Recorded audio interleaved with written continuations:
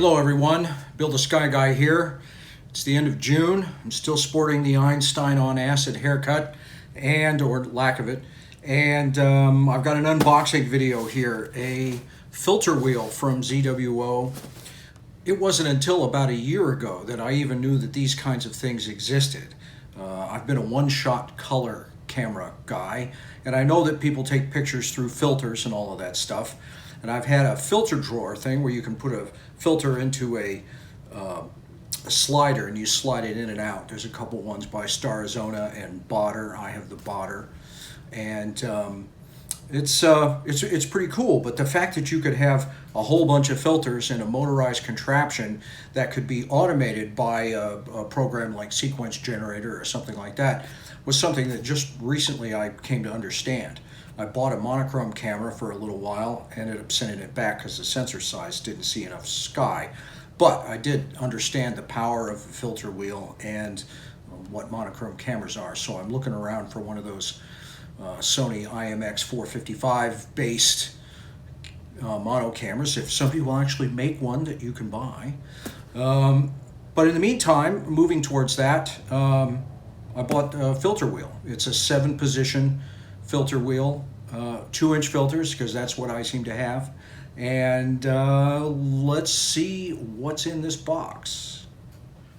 Okay, here we go. Got this from OPT, one of my 2 favorite places to get stuff. Just turns out they were the one that actually had it. I also get a lot of stuff from High Point Scientific, but they don't seem to be able to get anything from ZWO these days, so get it. Oh, yeah, don't you love that? Okay, what the hell? Maybe there's some comedic value here.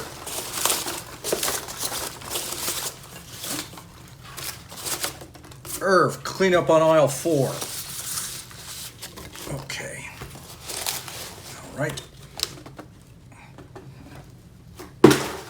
Oh, all right. 7-position filter wheel. The original wheel I got was 5, and then I realized, well, you can't do luminous red, green, and blue, and then also hydrogen, alpha, sulfur, and oxygen. So what's in here? The usual ZWO triangle that says it's been inspected. And this is the wheel. Boy, it's pretty large.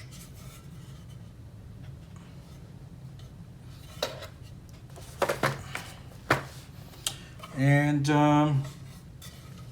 you take the screws off, pull the back off, load in your filters.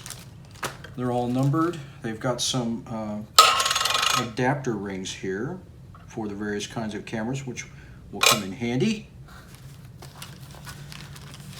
Another screwdriver. How special. Let's see, this filter is M54 to M48, which is perfect for the kind of stuff that I have. And we have another couple of rings here.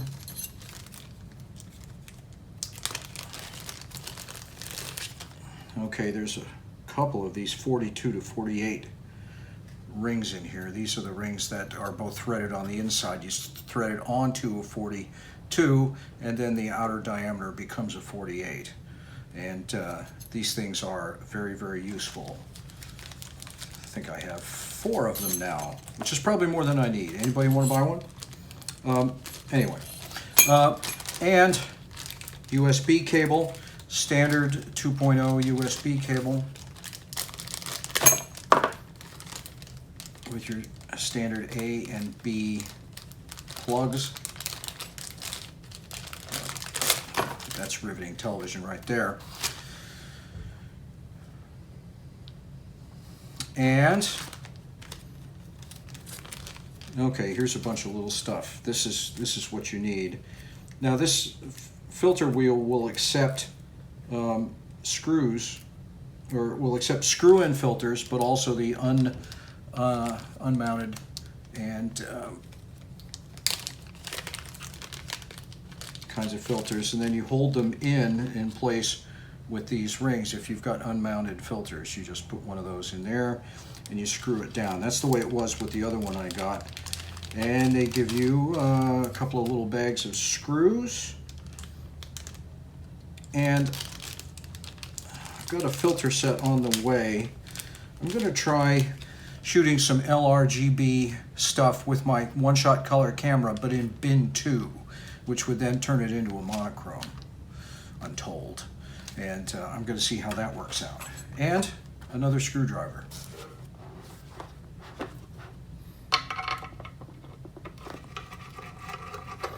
One of the things I liked about this particular unit, as opposed to the QHY one that I had before, is that it obtains all of its power and its computer communication through a single USB cable.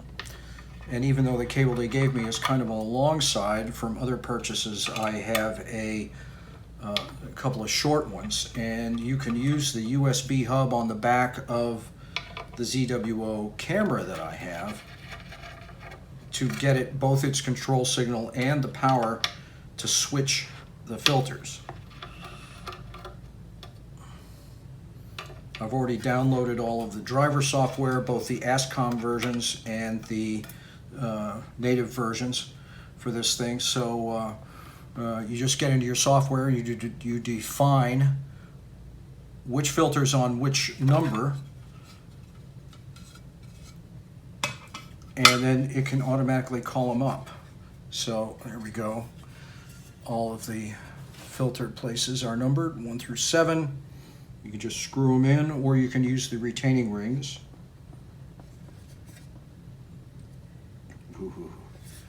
And USB port on the bottom, very simple. Little circuit board there. And that's basically it. Let's see about putting a filter in there. These are the filter slider drawers for the Botter system right there.